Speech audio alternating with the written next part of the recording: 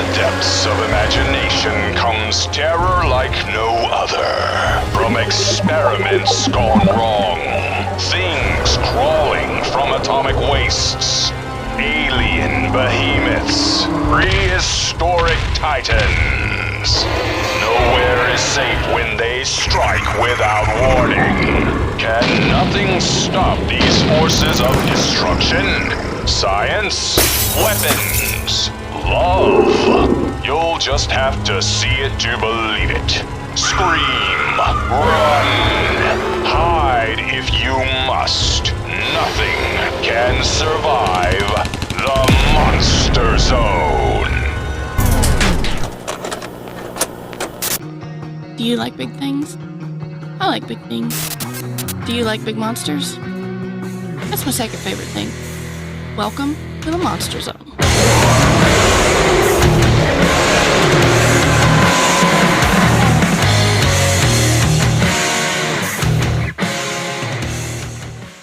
Hey everybody, and welcome back to the Monster Zone, the show where we take a look at classic and not so classic monster movies of the past, present, and hopefully future. You never know, we might start getting screeners, who's to say.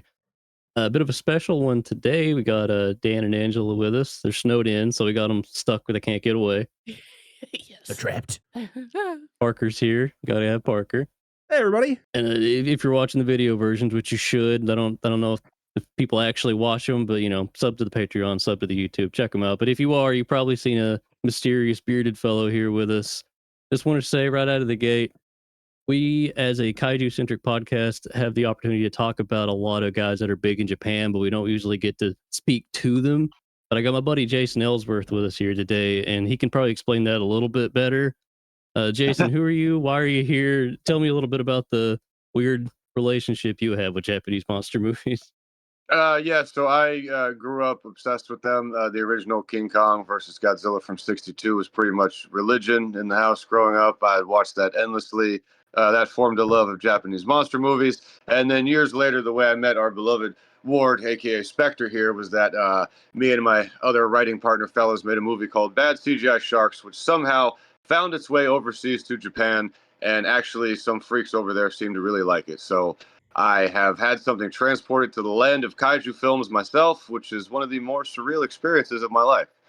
So yes, Bad CGI Sharks made its way to Japan, and we actually seem to have some fans there. And our beloved Spectre, that's how we came together. And then we said, hey, we both friggin' love monster movies, probably more than Oxygen. And we bond over this. And then he said, hey, why don't you come on and blah, blah, blah, blah, blah, as I know that you love to do, Mr. Blah, blah, blah. And we'll talk about some monster movies. And that brings us to this moment in the present day. Beautiful. I should do it again. I couldn't hear. Just kidding. Carry on.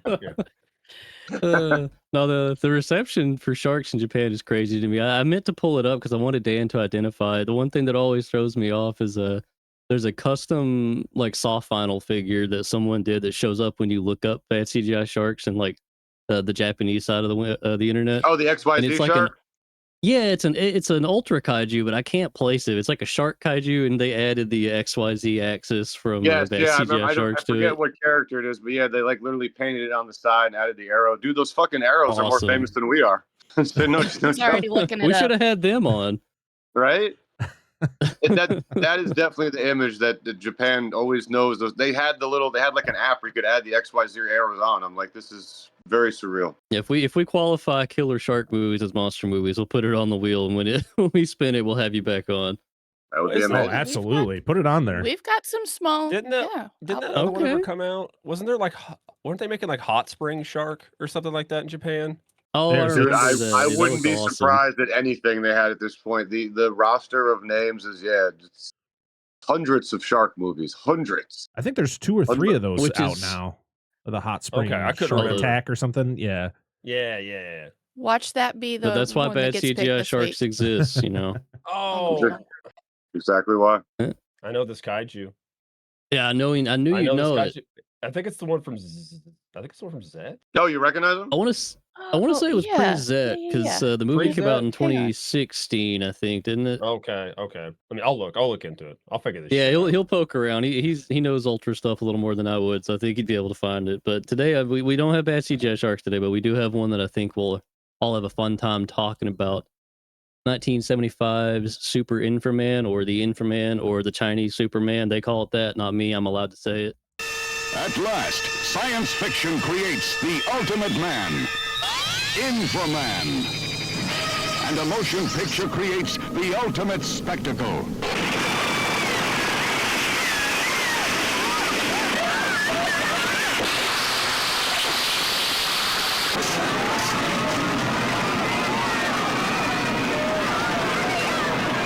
Adventure beyond your wildest imagination with the man beyond bionics. 6 million light years beyond believability. Is he man or machine? Electronic circuits integrated with living cells in the living body of a man. Powered by nuclear energy.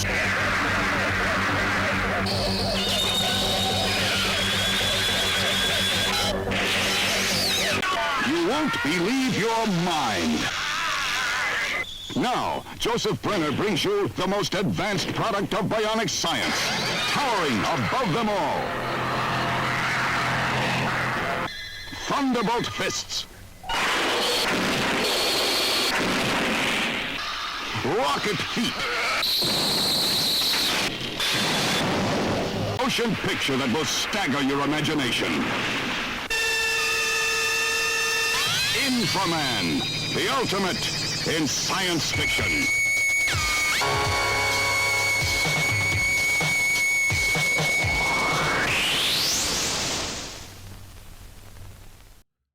Produced by Runmei Shaw with a supposed budget, and I could not confirm this. I was poking around as much as I could, and this number seems way too low. Of 600,000 USD. Does that sound right? It was No the 70s way. in Hong. That's what I'm saying. That's the only number I could find, but I could not find a source for it. That doesn't seem All those right. rubber suits. And they Yeah. blew up half of them. That's expensive. Yeah. My common place to look for budgets, Wikipedia does not have one, so I did not look No, anywhere. yeah, I think it came else. up in a Reddit threads. I'm just going to assume it was false. But it was directed by Sean Hua, who I haven't really seen much from. He's a pretty prolific guy in the Shaw Brothers set, but he's usually a cinematographer. I think this was his first directorial job. So they really had a lot of confidence in him. And you'd think that would mean he'd handle the cinematography too, but they actually flew in Tadashi Nishimoto from Japan to handle the cinematography. And I was going through his stuff, thinking I'd recognize more, but the crazy thing that stuck out to me was that he managed to do the cinematography on Game of Death and Way of the Dragon. So he's got some Bruce Lee DNA in there. Ooh. That's pretty cool. Nice. And there's a little more Bruce Lee we're going to go into. I don't know if you guys caught it in the credits, but we'll get to him. But they did have some other Japanese talent on board. Uh-oh, okay. Well, you'll be in for a fun surprise when we get to it. They did fly over Michio Mikami as well. He worked on, and this always happens, if it's not Murase, it's this guy. He actually worked on Yongari and Gamera, which we've covered. So Oh shit. you got that in there. Yep. He did the creature Yongari, design. he of the bleeding asshole. He of the bleeding ass. Rest in peace, man. Just a snuff film. That poor guy. He'll have Every justice time I watch someday. that scene, I'm like, this can't be what it looks like. Right? Like, no, that blood is coming from a very distinct place. There's no getting The around it. tail moves and everything. I still need to watch my Crazy. 4K for that. I have not watched it yet. I need to get it. If they got it at the Vinegar Center booth at Monsterpalooza this year, I'm grabbing it. Well, they need to wife do an can- edition where that's on the cover. Yongari, the bleeding asshole monster. Yeah. This leading asshole cut. How come he didn't die that way in the remake? It That's should a have. good- I don't think he had an asshole in the remake. I'll say I think it should have been an I don't think he had exploding one. asshole. I've never seen the movie, but I think it should have been an exploding asshole. Oh, you'll love it. I can't wait till we get to the remake. Highly controversial asshole-less remake. Do it again. Give me the asshole. Because the Angela Yongari Lansbury. remake was the one with the That's him. where the American cover was like the '98 Godzilla. Godzilla font. Yeah. Yep. Sure was. It's based on the kaiju Ginagarg from Zet. It's Ginagarg. the first kaiju from the first episode. Oh, it From was Ultraman Zet. Zet. Yep. Mhm. Oh, wow, man. You nailed it. See, I was thinking, man, is Zet that old? Fuck, I don't remember. I mean, my boy watched it. I can't remember when that show came out. I was just trying to find this. I'm glad you Okay. found it. Well, that was great. I was really When you- quick to be like, no, Dan, you're definitely wrong about this thing. You know more about than me. So I'm glad you were Right. right.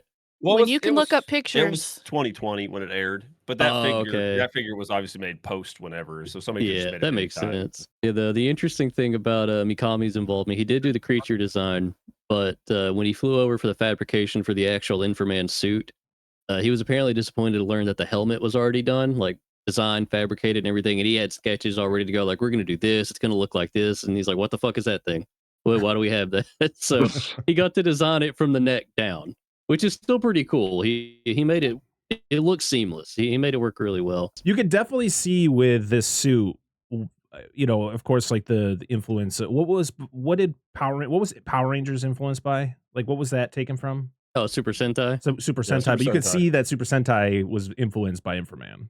Like, especially when you look at the mask and the way. Other way. Like, Yeah. Super Sentai was before. Super this. Sentai was first. See, there you Yeah. go. Yep. Why you guys are here. And Yeah, I making think me not look Sentai like was an late idiot. '60s. Yeah. But yeah, just the influence of through the years of like all of these very similar creations, because I grew up with Power Rangers. I didn't grow up with Yeah, Super of course. Sentai or INFRA-Man.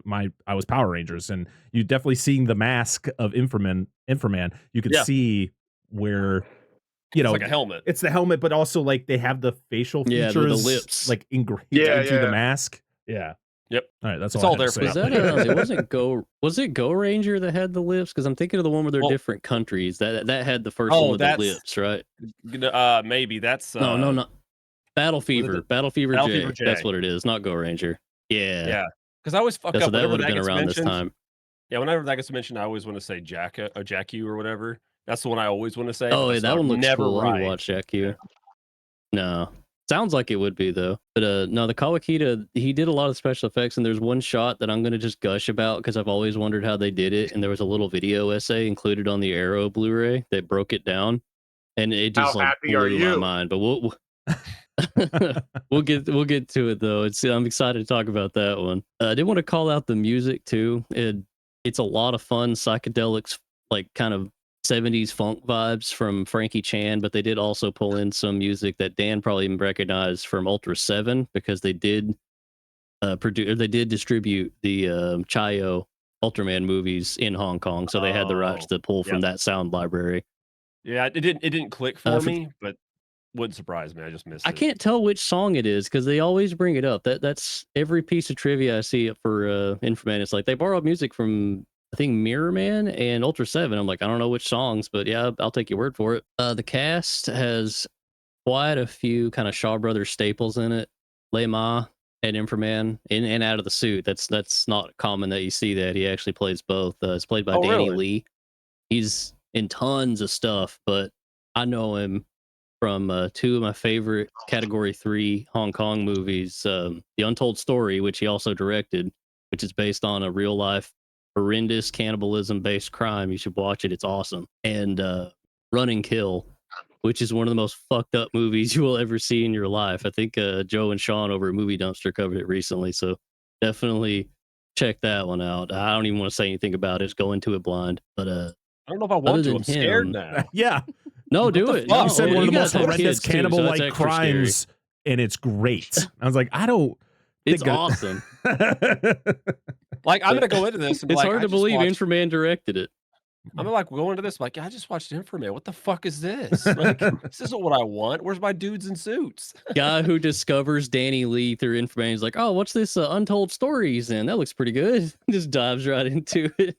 What is Category 3? Explain that. I was hoping somebody would ask, but I didn't know if you would. Category 3 is basically the Should've just done Hong it Kong anyway. equivalent of yeah. Well, hey, I didn't want to be rude. I want everybody to get their word in. Imagine like an NC-17 or an X for us, but instead of focusing on like full penetration, it's like hardcore dark themes and violence. So they just Is there get butt? mean. They're not even like overly gory. They're just mean. Is there Ooh. butt stuff? How did I know you were going to ask that?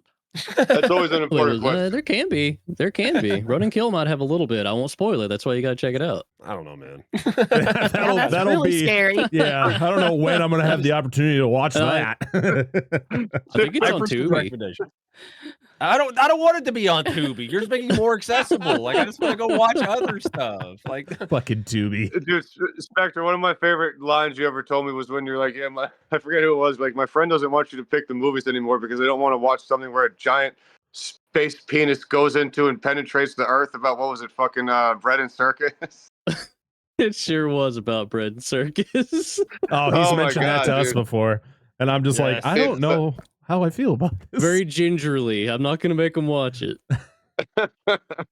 No, that's one of my favorite interactions because I sent Jason a copy of it to cover on his show, which we will show at the end, by the way. But he texts me halfway through and he's like, "Brother, this is supposed to have subtitles because this isn't like Norwegian." And I'm like, "Yeah, it is." And it turns out the distributor reprinted it and forgot to put the subtitle track. Wait, before we move on, that sucks. Before we move on, I just want to shout out the fact that Jason has an ape poster behind him. Oh yeah, ape. Okay. Ape. He's a big ape head. We covered ape on the show, so we got to shout ape now out. that I know you guys, now that I know you guys know ape, I feel like this is a safe, warm, comfortable place that I want to be in. Ape is everything. We're professional ball knowers. We know ape. Ape is everything, dude. Mikey, was that your first episode on the show? I think it was. Was it ape? I think it was. Yeah. Well, I think I might have guessed it on Ghidorah first, but then I think it was permanent. Oh, that was that was on the other show. Oh, was that Dissect? Yeah, interesting. because that was for our Godzilla month. Well, they're monsters. Yeah, you know, crossover there. Once you see the opening shot where it's just a guy in a pathetically cheap gorilla suit with the arms exposed, and he just has a dead great white shark carcass that he's gingerly swaying back and forth like they're slow dancing to simulate a film. All it takes is that first minute, and you're like, I am down for whatever this movie throws at us. You have a and it throws a lot, mostly rocks. Yeah, Mighty Peking Man poster. The what? Do you have a Mighty Peking Man poster? Mighty Peking Man. I don't. I do not. Just ape, and then above that is King Kong Escapes. I saw Mechanicong up there. I was like, ah! Yeah, oh, hell yeah. Hell yeah. King Kong Escapes, another classic. Bring forth the high beams. Classic.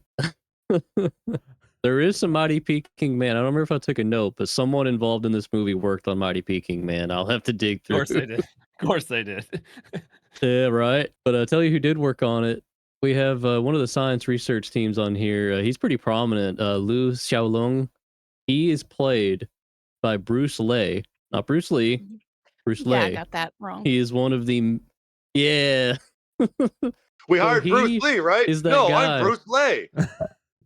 Huh? Bruce Lee. Yeah, no, when Bruce Lee died, there was a ton of Hong Kong action guys who kind of vaguely, sort of, if you squint, maybe looked like him, and they all got the cut. They all got the haircut. Yeah. And they changed their names to Bruce Blank. Is this the guy with the funky haircut who gets kidnapped by one of the monsters? Oh, no. Yeah. No, he's the one that chases the guy who gets kidnapped. Okay, there's a guy who has like he's the one who chases. It's not a full-on bowl cut, but it looks like he's wearing like a Lego hairpiece. The hair helmet. Yeah, and he gets kidnapped by the drill monster, gets carried away, and then later he comes back and starts beating the shit out of everybody. Let's just say that guy might be foreshadowing my pick for an later. award later. Oh, very nice. That's I think we might be. I don't know his name. I like that, but that's how I'm going to explain it later. I'll let you know. Yeah, no, he is awesome, but I wanted to bring him up specifically because I don't know if you guys will know it, but there's one scene that I know most people will know Bruce Lee from. He's in tons of Bruceploitation movies, but he was in the Spanish slasher classic Pieces. Oh, what? He's the Chinese guy who jumps out and does a kung fu routine and then says that it was all because of some bad chop suey. My kung fu professor. Yeah, he's kung fu professor. And he's like, bye. And he's like, so long. And then he runs into the wood. Dude, that's him. Epic reference. That's epic hilarious. Pieces. Man, we're just listing fucking goats here. Well, that's the thing. I had to cut it off after a certain point because if you like threaded all these out, every actor involved in this is in something awesome that we could talk about for a never minute. got to the movie. I wrote that down. I didn't know that Mighty Peking Man was also called Goliathon. We were looking at this last night. I was like, what the fuck is this? But it's the main guy from this is in Mighty Peking Man. Yeah, it's one of his most shameful roles is what I kept reading. I didn't see any commentary on from Danny Lee about that, but everybody says he hates it. I don't. You can't hate Mighty Peking Man. Come on. I can't wait to watch this movie. I don't know. Right? Some of the screenshots are We're like, building it up, huh? Okay. Keep Jason on speed dial for that one. That's up his alley. Yeah, I'm rattle off a few more actors though. We do have. I'm rattling. We got Xia Huang. He plays the professor who creates INFRA-MAN, and I didn't know him from a ton of stuff, but A Better Tomorrow from John Woo stands out, so that's kind of prestigious for a movie like this. That's kind of crazy. And he's in almost every single one of those Godfrey Ho ninja movies, like Ninja Commando, and like I could just combine those words in different orders and get like 6 more movies. He's in all of them. I don't know if you guys fuck with Godfrey Ho, but I'm not really a kung fu dude. So he's something As else. usual, my He's got a man, whole career. you are an absolute plethora of information of names I do not recognize. It's a wondrous thing. I don't think you truly realize this, but every time I talk to this man, it's like a door to worlds and portals I don't understand. Consistently, it's beautiful. I have you, and I have my forget buddy birthdays Mateo. a lot, but I remember names for guys. You cover a world that I just have no idea, brother. Yeah, our Discord is just full of him recommending. Just like today, I watched these movies, and we're all just like, "What the fuck are these movies? Like, what are these?" I brought up Das Coma Brutal Duel, that one I sent you for I think it was Christmas. Did you get a chance to watch that? The No, German one? I've been staring Oh at my it God, on my dude, desk, dude. I'm sorry, I have not gotten to it You're yet. gonna love it. Yeah, You it's will amazing. love it. It's very. I just want you specifically. It feels like it was made for you. Is it just like straight splatter? Yep. Like I could post some clips from it, but Discord like it's mad because they like do like the automatic filtering thing for anybody who's not in America. So if we have any Europeans in the chat that I don't know about, they won't get to see it. So I won't post it. Leave them hanging like that. If I didn't know, I always look at the bloody cover on my desk and I'm like, I gotta get to that. It's an intimidating cover for a really goofy movie. Oh, okay, it's a very intimidating cover. Yes. If I didn't know Mikey personally, I would just think everything that he recommends in the Discord, he's just making it up. Because that's what I was gonna say. It's like 1% of people know what he's talking about, and sometimes I'm just like, these can't be real, right? But knowing Mikey and his knowledge for the movies that sound made up, and his knowledge of these, yeah, I'm just like, oh no, they're all real. They're true. That's why you need to go back to doing your videos that you were doing on TikTok or Instagram and just doing those small videos where you talk about these movies. He tells me all the time. You guys try to encourage him. We got to grow the Monster Zone. We'll make a Monster Zone page, and that's what your job will be on the Monster Zone. Is you're going to be sharing all of the knowledge on these, the ones you don't know. Okay, even if it's not a monster movie. I'm constantly on him. I did show these guys some that they hadn't seen, War God and War God was War the Ninja Monsters, which they all loved. We need a better quality version of War God. We need a better quality version of War God. We do. Someday, man. Someday. Arrow, get on that. The last couple I wanted to mention, we have Terry Lou as Princess Elzebub, or as you guys know her because you watched the dub, Princess Dragon Mom. Princess Dragon Mom. I love that. I'll let that sink in. let it marinate. Yes. When I saw that pop up, because we watched the YouTube version that Mikey sent over, when that pops out, I was like, fucking yes. This is She I need a says shirt it with fast, her. and it kind of sounds like a real name for a second. It's like Dragamom or something. It's like, that sounds like sci-fi cool name. But then you hear other people say it's like, it's Dragon Space Mom. Yes. I need that Elzebub on a shirt. goes kind of hard though. It does. It does. Terry Lou, she was in a lot of Shaw Brothers stuff. She was actually in Oily Maniac, which also has Danny Lee in it, and it's in that the box set that I'm going to bring up here in a second. That includes this one. Yeah, that Oily came up on YouTube. Maniac. We were looking that up. Yeah. Like, watch this now. It's pretty sick. So in that one, I think it's Danny Lee. It's been a minute since I've seen it. I'm excited to revisit it. The main character ends up able to like become grease. He becomes like an oil blob like monster, and you think he's gonna be like an evil turbo killer guy, but he like travels the streets of Hong Kong, kind of dismembering like Toxic Avengers style, like criminals, rapists, and murderers and stuff. Okay, put it on the wheel. Put it on the wheel. Put oily man, grease the wheels a little bit. He put a thumbnail, a picture up. Oh, did Angela see the cover? The Oily Man. No, just the titular Oily Man. Yeah. Titular. Wait, so you said that's part of that Shaw Brothers collection? It is. I might have to invest in that collection.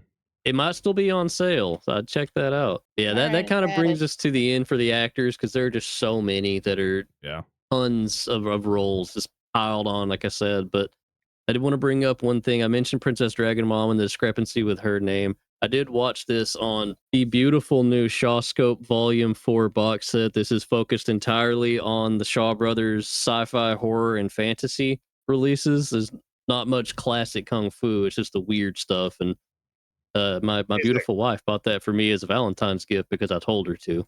She can't pick this for me unless I tell her to. So I just kind of slid that under the door. I circled it in the Toys R Us flyer, slid it under the door, Great stuff. How much was it? Yeah, with all that out of the way. Like that? From oh, sale. yeah, no. Let me see. I'm going to look it up before I mislead everybody. Like $60, $70 maybe? Oh, no. That seems No, cheap. unfortunately, it was not. Yeah, I was going to say, that seems way too Probably cheap. like 120. Oh, it's actually still on sale. It was normally 112. You can get it for $100 right now. 16 movies. That's not bad. That's Not not too bad. bad for 16 movies. No, I can't even name 16 movies. That's a lot. That's You a just- lie. I'm sure you can. That's a lie. I think you named 16 movies just in this episode. Yeah, we're probably on 20 something by now. Yeah. No, you're good. You're good. Yeah, with all that out of the way, if you guys don't have anything to add before we jump in, we can start talking about the plot as it is. Let's do it. Let's go. Okay. And I took extensive notes this time. I preface this every time with, all right, somebody else take over for the plot. But no, I wrote down everything I can. Everything. One of us. Everything. One of us. One of us. I have a question before we start, though. How many Please. times do you have boom in your notes? I something actually exploding. tried to be a little more tasteful about it. If you guys want to jump in when there's a boom, please feel free to fire one off because there's We're quite just a going to be few yelling in booms. the background. Boom. Boom. We'll have to talk about that one because actually, you know what? We didn't really do histories. I kind of slid past it and just gave Jason his spotlight. So I think it was a first time watch for everybody, but I know Dan knows the movie. Dan, would you like to tell people why they probably know INFRA-MAN before we start? Well, you probably know it if you listen to Cinemasker, James Rolfe, Angry Video Game Nerd. That's where I learned about it. Was his review Same. of it with everything exploding. Princess Cone tits. Boom, piss explodes. Boom, tree explodes. Like it's fucking great. I always love that. I'm always like, I need to watch this because of how highly he speaks of this movie. And I even when I worked, He was right. Yep, and I worked at the movie theater. God, a little over a decade ago. I actually showed it to just random coworkers that had no idea, and they fucking loved it. And I just posted it in there today because, hey, I finished watching this movie. Here's the trailer of that shit I showed you a long ass time ago. So, yeah, that's what I know it from. That's the only way I know this. I may have seen it. Surely they got a VHS release here a long time ago. Yeah, it had a couple. Yeah, and I probably saw it when I was a kid. Like the box art looked familiar, but I didn't watch it growing up. So yeah, I just love that James Rolfe video. We had to squeeze it in somewhere because it's just a compilation of everything that explodes. And there's everything. Everything's it's like an Aqua Teen Hunger Force episode. Like Shake throws something, blows I up. was waiting to make that reference. Oh, I love you, brother. I was like, just Beat like you an to Aquaman, no matter what they throw down, it explodes. I fucking love you for making that That's reference. what happens. That's what happens. oh god, this water's been infected with fire. But yeah, no, that brings us to the actual plot of the movie, and it starts off just lickety split. There's no downtime in this. A dragon, just like a big Party City dragon, just like flies over this school bus and like absorbs itself into the mountainside, annihilates the whole mountain. The kids get out, of course, but the poor bus driver, I'm pretty sure he careened down there with it into the dragon hole. God, this me, dude. And, like starting off this early, and I'm cracking up already because literally I just wanted some kid to be like, "My kite," as it was because of the dragon thing that just lands on the road. There's just your Japanese kite. Oh my god! I just thought it was like they were watching. It's like, oh hey, look, a dragon, and it disappears. You're like, what? You never see it Yeah, like, again. that's the kind of shit that like. If you're watching that with somebody, they look away for a second and you're like, oh, look, a dragon. They look back and it's gone. They're going to think you're full of shit. They're not going to believe you. Like, I swear, and you rewind it, it's never there again. You're like, no, I swear it was there. But like that whole earthquake sequence is crazy, but the destruction that it cuts to right after with the city on fire is insane. That is some of the craziest firework I have ever seen. So our oldest started watching it with us, and he goes in his room and he comes back out. He's like, "Why is everything on fire?" I'm like, "You were gone for too long. It's the bus 2 seconds was too long." It's the bus driver going off the hill, screaming for help. Immediately cut to like downtown's on fire. Did the bus cause this? I don't know. Like the whole town's on fire. Hey, everything explodes. The bus had to. Yeah. Everything, Cause the especially fire. the people. Yes. Great. Hey, great. By the way, definitely not what you expect for terrified crowds running away in these kind of movies. Usually they're very like organized. You know, you're used to the Godzilla stuff, Clean. are kind of organized and like clean. But you got like people on fire and shit, like falling out of that's really buildings cool. and stuff. People jumping like, out of windows. It's Yeah. crazy. Yeah. Oh, the stunt Wow. work in this is fantastic. Like all the way around. Like That's the Shaw whole Brothers, movie is man. just- Everything they touch. yeah, like seeing people like falling out of windows on fire, dudes rolling around, like fire stunts are crazy in this. And we're only 5 minutes into the movie. Like, all I was right, gonna say it gets barely. to everything so quickly, it's insane. strapped in now. Yeah, that's what it is. It's like the attract mode. They really want you to sit down and pay attention. Because like right after you get a scene that you think is going to be slow, we follow Professor Liu Yingde. I'm just gonna call him Professor Liu because I don't want to mess that up again. And he's like heading to work. He's heading to the science headquarters, which is like the equivalent of the Ultra Garrison or like the Science Patrol team from Ultraman's. Very similar. He gets in there. Immediately, shit gets rocked by that earthquake. They kind of beam in to the epicenter of it, and we get our first look at Princess Dragon Mom. She's like blasting the camera with radiation or something, so they had to like focus. Well, I don't remember exactly what caused her to be invisible, but she kind of like fades into view, introduces herself. You guys have any comments on Princess Dragon Mom? Oh, I just love, especially with the dub and her just like, oh yeah, we are going to destroy you all. She talks We're so going to kill fast. you. You're done. Yeah, You're like, the dubbing delivery was particularly amazing. I remember that. And I mean, I What's the love the style of the dragon. vibe? I love the dragon coming alive before she actually shows up. Like the eye opening, and it's like a green and red, like glowing eye. And then, yeah, she just kind of comes in with that awesome costume she's wearing. But she fades in as a dragon and then transforms that's what it was. Then she into transforms. what we see of her for the rest of the movie. But the head stays, like her helmet is the head of the dragon. And like scanner greetings to you earthlings. I am Princess Dragon. I have taken over this planet. Now I own the earth, and you'll be my slaves for all time. I have it pulled up right now. And it's The just laugh is in there too. yeah. But her and this dragon are two separate entities in the way they act. Like this dragon is like, Yeah. I'm so happy, and then she's like, I'm gonna kill everybody. Yeah. You will all die. Yeah. And she doesn't come alone though. She actually has a whole crew of goons that have been frozen in a glacier for an indeterminate amount of time because the dub says like 10 million years, and I feel like the sub says something else. So I Bring don't really forth know the how long goons. they've been on ice. Yeah, there's so many. Yeah, she like whips. It's like goons, whips, more goons. Yeah, They, like, her come whip in is very segments. powerful. It's got to be like It because is. she was a dragon. Maybe it's like her tail. And there's just like she whips Could be. things Yeah. into Yeah. life. But You're imagining it with like the transformer engineering. Like this piece has to go somewhere. yeah, I just love that after she disappears after her warning, we go to the awesome set of this like lab / like command center, and the station that they're all behind. There's like 1,000 spins. buttons. I'd be so overwhelmed behind that thing. Like, well, I don't want to push the wrong thing. Like, and how calm everybody is after this is like the main scientist. He literally just looks over to his I think is it the guy who turns into INFRA-MAN that he talks to? I can't Like, remember. right after I it? can't remember if it's him or like Professor Lou's second in command because he's got like a lieutenant that he kind of has in charge of most things. I can't remember which one it was here. I want to say he says a different name, Probably. but I don't know what. There, 'cause I a don't lot remember of the these soldiers kind of blend together, like the military guys that work Yes. for What do you mean This by guy. that, Parker? not what you think. They just I get it. Wink. It's not what I meant. No, they all have the uniforms. They got the Science Patrol-esque uniforms, and there's the thing about like the Science Patrol team and like the Ultra Garrison and all these other characters in these other shows. There's like 7 of them. Yep. But this place is staffed to the gills. There's like Mhm. 60 dudes running around. Like, so it's very easy to lose track of who's who. Yeah, the only two that really kind of stand out is the guy who ends up becoming INFRA-MAN, and then the guy who has the funky Lego haircut. Yeah. Those are the only 2 guys I'm like, I could tell those guys apart. The rest of them are just kind of in the background fighting.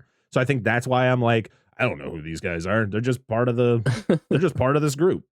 But I just love They're how around. calm everybody is, or they have to look calm when shit's about to get real. Just like, They don't want to look weak in front of Princess Dragon Mom. no. No one wants to look weak in front of Princess Dragon Mom. No. You know what she'll do. Yep. Yeah. But if No, you guys want, it's like, oh, go ahead, Angela. I said the same thing about the little station that they're sitting in that Parker did, because all the lights are the same color in each row. I'm like, how I would you hope know they're what to labeled. push? I hope they're Like, labeled. push them all. Cleaning guy comes in, hits a button, blows like half of a city up. Oh shit! I'm getting fired for this. I've gotten in trouble at work for that, man. You wouldn't even believe how many things I've blown up hitting the wrong button. Oh, damn it. That's normal. But I was gonna kind of go into the bad guys, but I think I want to hand it off to you guys. Please describe the gaggle of goons that Princess Elzebub has brought with her. Just I want to see what you guys come up with here. I had names One of for my all of them. favorite parts was when they friggin' I think she's like, I want to check in with the mutants, and it goes to like the TV screen, and they're all just standing there, and I was They're just just kind like, of like grooving. like this is so that's when I was like, this movie is fucking awesome, because I think she literally says like, hold on, I want to check in with the mutants, and yeah, it cuts to all of these creatures on the screen, and they're all kind of grooving like you said, and I was like, this is everything. Even just the line, I want to check in with the mutants. Here they are on the television screen. Yeah, and there was the Like a one main playroom. guy that was like a green, it was like a green A plant monster? frogish plant monster. Yeah. And the tick beetle. The tick and beetle. the twin, Okay. The twin bouncy balls we ended up calling. But no. Listen, no. I The did, twins not are the you. best part of this. They're my Wait, favorite monsters. not of yet. this. The twins. They're great. They did them wrong. Yeah, I Fucked called them them. I called them like a rejected Masters of the Universe 2-pack. That's how they look Yeah. to me. We talked about this. They should have been. They had. I know they made 2 identical costumes, but one of them should have had the ball in the right hand, and one of them should have. That's my idea. No, it should have been on the left. It's not just your idea, because it would have been like the Gearus twins, which are the first kaiju at the beginning of Ultraman Leo, and it would have also fit with the Gazar from Double Zeta, where they're built as. This guy knows what he's talking about. Yeah, I was They're gonna my say, favorite wow. design of this. They're my favorite design in all of this. It's so fucking good. They were They're really incredible. good. I love But them. then you have Cousin It with That's it. horns, Yeah. That one, he's great. Mhm. and then Drill Man that can only talk in really deep voice and go a lot. Yeah. Is this a nemesis? He Is that what they does. call him? Man. What about the King Cesar? They Oh, call yeah. him Drill Monster. That's what I called him, King Cesar, the What?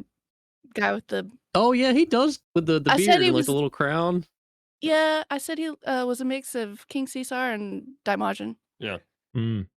Yeah, that's perfect. Yeah, I was wondering how I couldn't come up with a good bit for him. That works. My 4-year-old saw the plant monster because I threw it up this morning before the recording, and he goes, he looks like Oogie Boogie from Nightmare Before Yeah, Christmas he without like does the look like Oogie tentacles like Boogie. coming off of him. I was like, oh yeah, I could see it. But also he looks like Yeah. one of the costumed monsters from the first Scooby-Doo movie from 2002. Yes, Like, he does. slightly. He really Yeah. does. Like James Gunn saw this movie The and was Lunar like, Phantom or whatever he's I'm gonna called, write kind that of into like my that. movie. Yeah, now Smart we're second man. in command. We that- all kind of. Mm. You mentioned the beetle. Is that the spider, Angela? The Yeah. orange It one? looks like a Okay. tick with a beetle Yeah. head. Yes. That one Yeah, kicks he, one kicks more ass than I think any of the monsters do. I love he him. stands up. He beats the rules. shit out of a lot of people. Yeah. It was between him Yeah, and he sure and the drill, does. the drill monster. Oh, the that drill gets a lot of monster, work in there, yeah. too. He's also got Yeah, a Yeah, that was design. cool. Yeah, I just like that we had a spider monster because like every Kamen Rider show that I've ever started and then not finished, because that's how I tend to watch TV shows, they always open with a spider monster. Every Yep. episode, the number one spider monster. So it was cool to see one. So we did talk about it because since you mentioned it, they're grunts. They're the grunts with the Oh, God, skeleton rib cages and the I helmets. love Dude, them. So The my son ghost is skeletons. yes, my son is a huge Kamen Rider fan. So he sees this, he's like, "This is like Shocker," and then like they do the whole like, like thing, and then Yeah. like They do. Then I was like, yeah. So we had to talk about Shocker for a while and how that huge reference, which is fucking great. Which That's awesome. we'll talk about later, but somebody's gonna flag me for doing that. Like, why are you doing Nazi salutes? I'm like, I'm just. Well, it's telling what okay. Your they hand do. was out of frame. We didn't see it. You could have Yeah, given a yeah. thumbs up. Yeah. What do they know? It's true. But that, Now, to be fair, Shocker are he's neo done. Nazis, which we do not endorse. no, but I'm Queen just Dragon imitating what they Mom's do. ghost skeletons are not. They are not problematic. They're super cool, and you can definitely be one for Halloween. You're allowed. My favorite is you'd see them, and then some of them would just have the helmet like cocked. This Yeah, just guy- a little off This kilter. guy right here. He's facing forward and his Yeah, it's off to the it's side. like all the monsters. The you see this uniform one helmet standards in the are back. low for 'em. But I love that scene though. Like like they mentioned, like you guys mentioned with like the gaggle of them, because when she like pulls one out of the teleporter, like why are they in a different room? Like what they could just be there, but like they have like a whole lever and it like teleports them. It looks like a 3DO fighting game character select screen, like you pick when they like and beam in. But maybe it's like she a ends up playroom that they picking. keep them in. Yeah, to keep them occupied, they need stimulation. Yeah, exactly. You guys have never raised well, you guys might have raised monsters. I don't know. I haven't. But I play Monster Rancher. All right. You got to give them room to run. know. You know, you got to give them time to burn off that energy. To run. Yep. And they got a lot. They got a lot of energy they don't to stop burn off. moving. Yep. Oh God, But yeah. she ends They're up always going swaying. with she goes with the drill monster and the plant monster and sends them off to the science headquarters. They kind of split up though, and that's where we get Xu Ming. I think they call him Su Ming in the dub, so I don't know which one's right, but it's ZHU. I've always heard Shu with that. I don't know. But he's the one with the funny Lego piece hair. The drill monster just pops out, interrupts his drive. He blows up his cute little V-dub bug. Yep. Which goes up in like the biggest fireball ever. Yep. Like that car was packed with C4. And he just like grabs him and makes his way back while the plant monster just like runs away with him. Let's go, bitch. It's so sad. Like he's so helpless there. You feel sorry for him. But he ends up doing that. But then we get the plant monster who's like got his tentacles in every hole he can get into with the science HQ. And it gets rough. Like it's cool though. As they do. I love the effect of him coming out of the floor and then him going back into the floor. But there's one shot. Was that like a reverse shot? I think so. But there was one shot where he starts to come out of the floor. And it kind of looks like it's stop motion, like just for a second. Too much fun with the floor. And then when they cut to a different shot, it's clearly, the puppet, plant tentacles, Did anyone else get that whole tentacle attack sequence? I felt like I got shades of when Raimi had Doc Ock waking up in the operating room and the tentacles are just lashing out at the friggin' people. That amazing. That's Spidey too, right? He's waking up with the arms, and the arms start lashing out and killing everyone. When the plant tentacles were going crazy in the thing, I was like, "Yo, that kind of reminds me of this scene. It's fucking amazing." Yep. Oh, this was I get that. This may be one of my favorite scenes of the movie. Thrown around hard. Yeah. Dude, the scene that's an amazing scene. So I haven't seen it in a while, but once the tentacles started going off and making this amazing fight, I was like, it totally reminds me of the Doc Ock wake up scene. Heck yeah. I just love the shadows outside the building from like the workers inside. They look up and they just see the shadows outside, and then it like bursts through, and there's a lot of broken windows. Like Jason Voorhees is sitting in his shack somewhere going, I like this a lot. Shattering windows. Oh god. Yeah, the crew fights him off like as best they can, but they got like small arms. They're blasting him like, and it's convenient that they're shooting him right in the squib, because it'd be really hard for the special effects guys, to line that up if they weren't. Yeah. But while that's all going on, Professor Liu and one of the science headquarters guys, Lema, I think Rama in the dub, are down in the basement, and he's giving him like the Kamen Rider special. He's implanting all these cybernetics into his body and shit. And they got to keep the power going to him, or else his heart's going to stop during the operation. So, of course, the plant guy grabs one of the random jobbers, smacks him up against the generator, like puts a huge burn on his back, throws him down. Power goes out, and they have to call up to the top floor and be like, "Hey, man, get the power back on. This guy's going to die." So his it's a big cartoon lever with a red knob on it. That's the shit you want, man. I'm going to change all my light switches to those.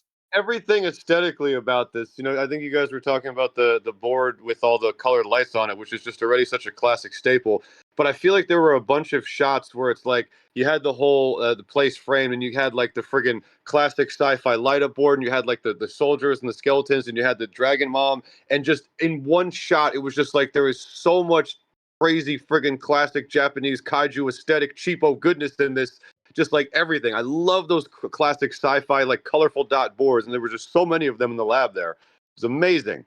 I mean, the lab scene of him like being built is fantastic, where it has the INFRA-MAN like diagram up on the board where it's like different things are lighting up. And my favorite is the fact that he's just laying the mechanisms on the guy.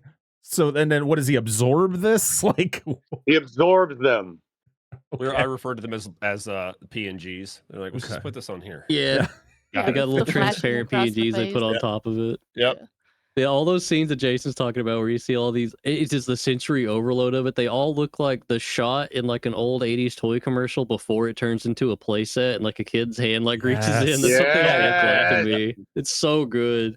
These Flawless sets are reference. fantastic. I love all these sets. Dude, I was staring at the sets most of the time. It's just like I said. It's just that the aesthetics of all of this is everything I love about these cheapo monster movies, and that the Mother Dragon Lair, just everything about it. I could just pause that and stare at it. Give me like a freeze frame. I want to frame it in this room.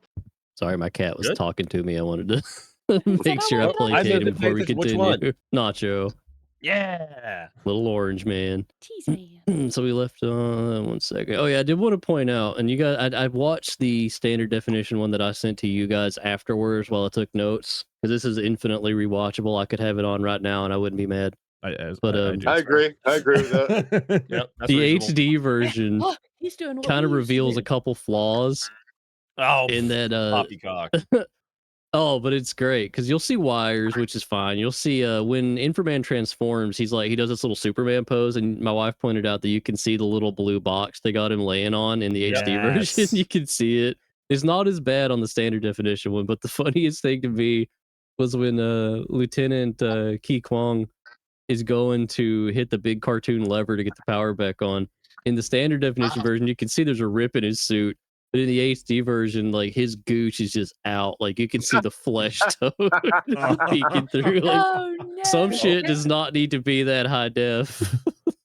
I can't unsee It's like that. the Blu-ray of Your Hunter depends from on the what you- Future, where you can see Red Brown's balls. Hey, it depends on what you're looking at. I do want to Yeah. talk. I do want Yeah. to shout out the effect that they use when he's being transformed into INFRA-MAN, where they do like the standard Oh, the PNGs. Yeah. PNGs just on his face. Yeah, I think it's really good. Now, one of the extras on the Blu-ray mentioned that the Kamen Rider influence was so strong that the schematics that you see on the wall are actually pretty much lifted from Hongo's surgery from Kamen Rider, like the original. And I can't prove that, but it does look a lot like him. It's got like the compound eyes and everything. Yeah, That's I saw that pretty too. cool. I was like, it went on the screen. I was like, this is fucking Kamen Rider. I mean, he That's is what I- basically functionally a Kamen Rider, so I Yeah, guess he it makes is. sense. That's true. That's true. But it all works out. The surgery is a success. Lema hops off the table and does like 17 like flips to show how cool he is as a Ultraman. Sorry, I misspoke. INFRA-MAN. He just starts How dare you. destroying the lab. Yeah, Which- he and the tears darkness shit is like, apart for no reason. I'm glad you're Oh, strong. INFRA-MAN. Pats him on the head. Good job. Thank you for destroying Yeah, my we get home. like a. I love it. I was gonna remove that next week anyway. People keep tripping over it. It's great that you did that. Yeah. But we get a little breakdown of what he can do. Not everything. He's gonna get a little more power as we go. But once Lema is kind of familiar with the setup, he pops up to the surface and starts fighting the tentacles. He ends up using his cool X-ray vision to kind of pinpoint a weak point in the plant monster, and when he hits it with some exploding darts, the plant monster kind of like pops out. Oh, you know what? I think I skipped over the super cool part where he cuts the tentacle off, Yes. and then it pisses everywhere, and the piss explodes. Yeah, the piss. Yeah, That was That's cool. not what I That was said right it was. before there. Yeah. And there's a really like weird shot of the tentacle regrowing too that looks awkward. Yeah. Like it's not in a bad way. It's just Birth. creepy. Birth. Yeah, It's it's not the birthing same. itself. Not the same color. Like, that's fresh. No, there's the true, piss. true. I just love that this Yeah, guy then comes in with a eventually- freaking table saw. And like, what, Yeah. where's the extension cord? Yeah, Where that is it guy, I plugged forgot into? Because he about just him. Yeah, right? runs in. It's like, and you're like, wait, what? That, Like you a know what? 300 That more happens in the believable. Raimi scene too. Doesn't one of the surgeons in the Spider-Man 2 scene you mentioned, Jason? Doesn't he come up with a bone saw? I think so. I think And he he does. Oh, yeah, grabs it. yeah. Dude, It Raimi might all have straight connects up seen together. this. Yeah, he's like, I I'm wouldn't taking be this shit. surprised. No, if Clearly, anybody was going to Spider-Man 2 is reference just a it remake of INFRA-MAN. Hey, listen, in its own special way. isn't he going to be at the core convention? Who? Raimi. Oh, ask him. Yeah. Ask him We about. gotta this. ask him. Yeah. We gotta ask him. You gotta It's know. gonna be a We Scarefest. have to know the truth. That would be He's gonna amazing. just start if you could confirm sweating. that. Oh, No, I've never remember seen that. INFRA-MAN. No, what are you talking Yeah. about? No, a movie with everything explodes. I've never seen a movie like that. I'd make one personally, but no, I've never seen it happen before. Raimi, make it happen. I Redo. should have color coded my notes. I got INFRA-MAN. lost. I'll talk If you did about a remake. I'll talk about INFRA-MAN's transformation, where it's like the transition please between do. his human form and then him turning into INFRA-Man, where it's like that like flashing lights and then the PNG that they just glow until it's he's fully It looks INFRA-Man. so cool. I just love the first thing he is like, wow, my eyes so big. Why is it My like face. this? Touching his face, like, huh. But You yeah, can his see through time. his trampoline jumps are fantastic. He just gets off out of that love bed, a just trampoline hits a couple jump. trampolines, kicks down some plastic railings, and then high fives the scientist and walks out. Well, Yeah. I love when he backflips and then he just stops and he like flies, or he like his feet go out. In front of him. Like I'm like, the "How are you missile doing feet. this?" Yeah. Oh, Yeah. that's the best. It's like a You just stop reverse. It's a midair. reverse rider kick. I love it. I know, it's so weird, man. Can we just call it It's like the Infra kick? 'Cause he doesn't bicycle yell kick from anything. Mortal Kombat. Infra kick! So like that's what I want, dude. I want rider kick. Like, listen, I'm not like a hardcore Kamen Rider fan, but I've watched so much of it with my son. Like, you have to have it, dude. Like, it has to be there. And Like they when they had definitely use those missile feet pretty often. I'm down with it. He's got a Especially ton later. of moves. Like him. Yeah, I love it later. He does some shit with it later that will I love it. It's one of my favorite parts of the movie. But he does one thing that's kind of fun. He does a Spacium beam pose to shoot at the plant at some point. Yes. Or no, wait, no, that's not the plant. Oh, he does it. I think during the Cousin It fight. We'll get to that. I got ahead of myself. What are you gonna say, Parker? I just want to talk about the family that is just casually watching all this go down, and they're just like, "Yay! Yay, They're INFRA-MAN, literally 5 feet yay." away from the fight at a van, just like, Yeah. "Hey, INFRA-MAN!" Biggest problem with the scene. Yay, INFRA-MAN's here. How the fuck do you know who he is? Because they're the kids He of just the got here. no, they're the kids I of the know, but- scientists. They know who INFRA-Man those is. are the kids. Yeah. Yeah, He just tells They his kids spoiled it for him. everything. Yes. Confidential top Clearly. secret shit. yeah. You'll never get kidnapped and tortured. It'll be fine. Just walk off. That is one thing I like though. Like LeMond doesn't really have a secret identity. He's like an open secret. Like everybody in the project knows about him. Yep. That's pretty cool. Yeah. You don't see that What's up, often. INFRA-MAN? Yeah, they just pass him in the break room. He's like got his little coffee out. Hey, morning. Yeah, but after the plant goes down, we kind of cut back to the Demon Dragon Mountain, and they brought Xiuming home, and they kind of give him the sissy hypno treatment. They blast him in the eyes and reprogram his brain with little dinky lasers. Oh yeah, and they give him And the they're gonna use them eyeshadow to look. infiltrate the base.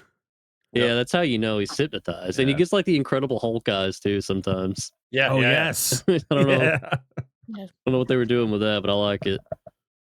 That's when you know he has power. And I think my favorite part though is that if he refuses, which he doesn't really have much choice on, Princess Elzebub is like, "I'm going to put you in the pit of fire," and there's just an evil fire hole that just came standard with her evil base. Yep. Right. It features prominently in the third act. Yes. The dude It from had some Temple of talk to Doom's like, keep the lava hole in mind. "This is what I want." It's the same one from Oh, yeah, Temple of Doom. Yeah, I was gonna say Dr. Evil from Austin Powers. Oh, It's that just was a standard. 100%. Yeah. Yeah, Dude. that.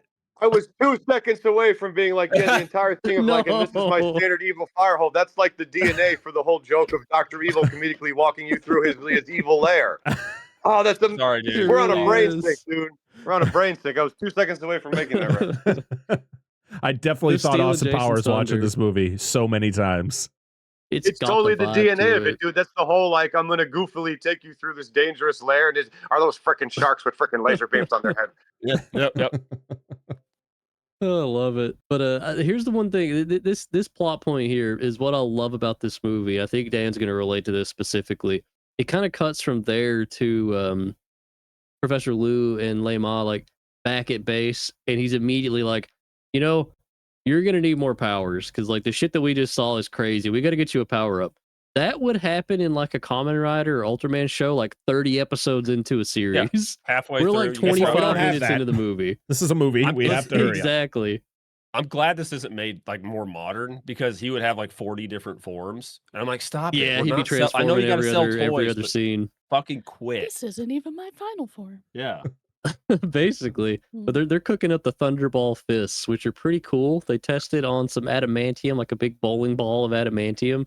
I don't really know how they work. I don't know if you guys can explain this to me, because like it shoots a little beam out, and then he does like a Jumbo Machinder like fist blast thing, and they fly off and they blow up the adamantium. But like, does the laser like tag it? Is it like does it paint the target? What is that? Maybe he did it. He does it in reverse order later because he fists people. Yeah, he does. He does. I don't know. That's weird, but it's cool. I can't be mad about it. It looks sick as hell. But that's one thing I really like is that it's like a compilation movie almost of a TV show that doesn't exist. So it's like just compressed. There's no downtime. Yeah, I know, because it's like we need all the monster of the weeks, but like it's like monster of every 15. But you're getting them in one day. Yeah. You're getting them like in an hour and a half. Yeah. This is a full season of Power Rangers in an hour and 27 Yeah, just crammed Great down. way to describe it. I love that. It's like that juice concentrate that you got to mix with water, but in TV form. Yeah. Yes. No, it did really feel like a greatest hits. Like I was saying, even the if you look at one shot, it's like a greatest hits of everything you love aesthetically. But yeah, just the way this thing moves and all the different freaking monsters and scenes and battles and techno and doctors and transformations, it really does feel like a greatest hit of everything that's kick-ass about this type of genre. Yeah. Yeah. It's like you're getting the Ludovico treatment, but they got you watching Kamen Rider. Man, these references just A+. That one was for you. That one was for you specifically. I know you're a fan. So I just saw the part where the guy gets kind of hypnotized by Cone Tits. I feel like we haven't talked much about her for the fact that she has eyes on her hands and she's constantly has her hands on her hips. I'm like, does that hurt your eyes on your hands by constantly squishing your eyeballs into your waist? But also the cataracts help. But also she shoots those little green lasers out of her hands, which then give him the Hulk eyes, which is great. But yeah, her character is just to push buttons and look attractive. With her very fake fingernails that look like it's a glove. It's a glove on the end of her. I know, but it looks like they've slid on the end of her fingers, and she's just like she's wearing bugles, like those witch fingers you get at Halloween.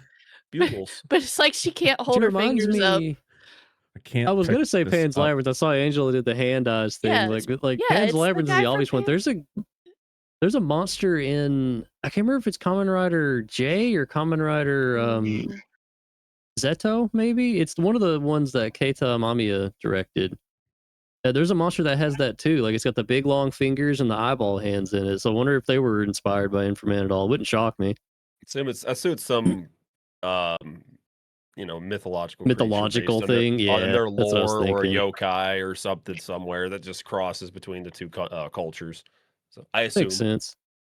But now that Shu Ming is on the bad guy side, he manages to make it back to base, and he's not doing a good job of not looking suspicious. But like he manages to sneak in. They're all like patting on the back, like, "Oh, you're back, Shu Ming, you're back," and he's just like, he's like looking around. He doesn't look anyone in the eyes. He looks high. He doesn't look like he slept in 3 weeks. Are you okay? But yeah, I'm fine. His whole plan is to sneak into the lab and get the schematics of INFRA-MAN for Princess Dragon Mom / Elzebub, and he meets a guy guarding it because obviously this is going to happen eventually. And before the dude can even get like a "Hey, what are you doing down here?" off, he like grabs him and like microwaves his eyes, and like just you see those burn makeup all over him. He gets fucked up. Stared into the sun too long. He does end up getting it, and this is one of my favorite parts. This is where I'm kind of feeling some maybe awards coming later. Hint, hint. He escapes, but Bruce Lee is on his trail. He plays Liu Xiaolong, and they have like this crazy ass like Kamen Rider-esque like bike sequence where they're just chasing each other on these motorcycles. And it's super cool. It's very kinetic and quick, but they get to the standard tokusatsu quarry / mountainside that they have to fight in. They fight all the way down the mountain while they're falling, and there's an ambush waiting for them. And like you think INFRA-MAN's going to pop up and help out eventually, but before that can even come close to happening, Bruce Lee just unleashes an ass whooping like never seen on all these skeletons, dude. Yes. Like, you get to see him shine. Like, dude, he kicks so much ass here. How have we not talked about the skeleton guys? Because I feel like of all the aesthetics, those skeleton soldiers are just so cool. It's like Halloween meets friggin' like Halloween 3 type shit meets like freaking Power Rangers type shit. It's just, I think out of all the imagery, I was like, these skeleton warriors are the shit. I love them. I like them. And There's reports about it. I haven't watched it, but I've heard that the Netflix seasons of Mystery Science Theater just straight wholesale lifted those designs for the goons that they have over at what's that? What are they called? The Mads, like the Mad goons. Yeah. Oh yeah. The skeleton guys? Yeah. I think they're like a major part of that because I think INFRA-MAN was one of the big gets they had for that season. Oh really? It's so. Yeah, it's toyetic, is what it is. There you go. That's probably what it is. Yeah, it's toyetic as hell. It just looks like a big action figure come to life. That's honestly maybe my favorite thing in the movie, the way those skeleton guys look. It's just so badass. I mean, this definitely brings me back to being a kid. Yeah, I mean, this definitely brings. I mean, I hate to constantly bring up Power Rangers, but like watching this movie, I felt like a kid again. I felt like I was watching an extended, like a Power Rangers movie in a way. Like you can't not bring up Power Rangers. It's all the DNA is all there. You know, the creature designs, the henchmen. The corny dialogue between the villains and the heroes and just the transformation. It's like, I love it. I don't care if it's a straight ripoff. Power Rangers, like taking I could this see the formula. That's so good. I could see a Putty and one of the ghost skeletons like really having a nice like deep talk about their problems. Like they seem like they'd really understand each other. So do you guys get insurance over there at the skeleton crew for the Dragon Lady? They sit down at a I round watched my table buddy at the get end. kicked in half yesterday. They're working like in a union together. I guess that's just Venture Brothers at that point. Yeah. I want to talk about coffee. But he fights as much. Oh, what's up? Oh no, we're talking about this fight, and the Tick Monster shows up, and he's doing his thing, fighting too, and it gets to a spot where it shows a little ball in his mouth, and he shoots it, and it turns a guy, like cocoons a dude in like a web egg, and then he just shoots acid. I was like, this is so cool. He can do everything. Want more of this. And like all these like his like science patrol Is buddies. that the first time we see the spider guy fight? Yes. Yep. Yeah. Yeah, okay. Yeah, I thought All so. the But yeah, that's one thing too that I really like. The science patrol team, they all get in on it. Like in every action sequence, it'll cut from one guy like holding his own to like an army of dudes in Limar suits, or Mylar rather suits, like driving down to get in on the ass beating. It's like a gang war. Yeah, it's so good. Oh There's my fires gosh, going this on in is the back. when- There's literally a thing on fire in the background, by the way, as these fights are there's happening. all the explosions. Well, there has but to then, be. It's amazing. But then INFRA-MAN does his little backflips and flies. I'm like, where are you flying to? He We're flies right You're fire. there. We're right here.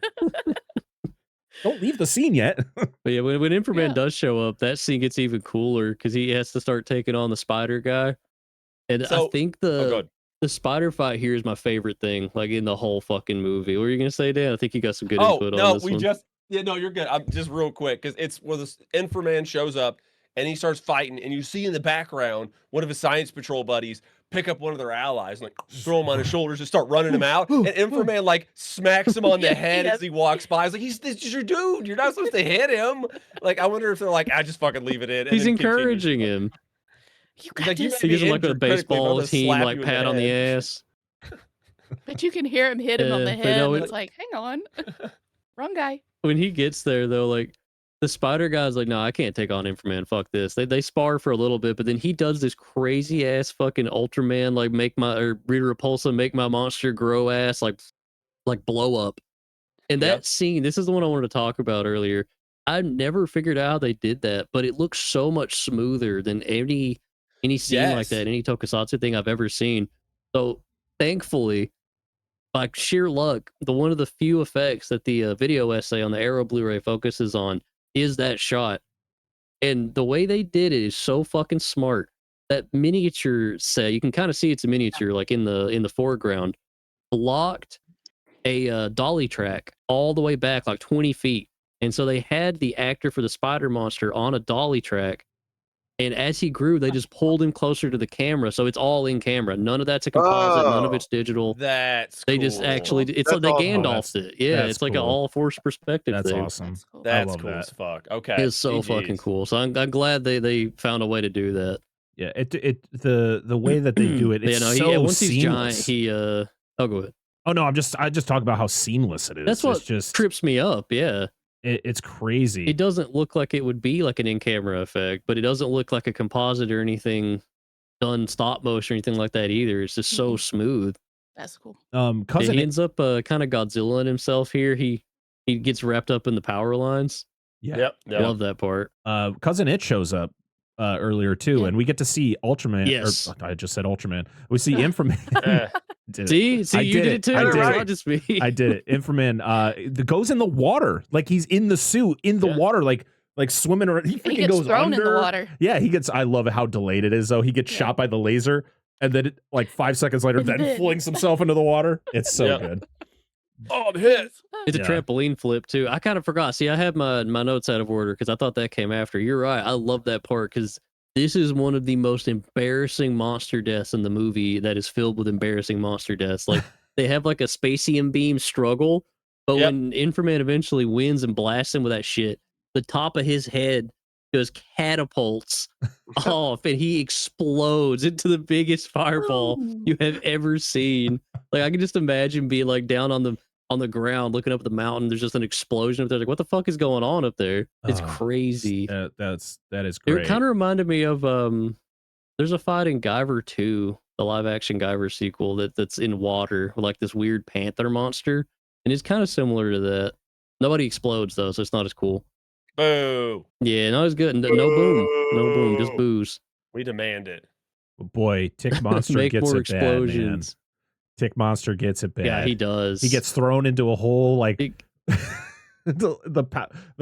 literally all the power of Japan is right here, and he just throws him into it. Just... I know. I said, good job, INFRA-Man. Nobody's gonna have power now. Yep. Good job.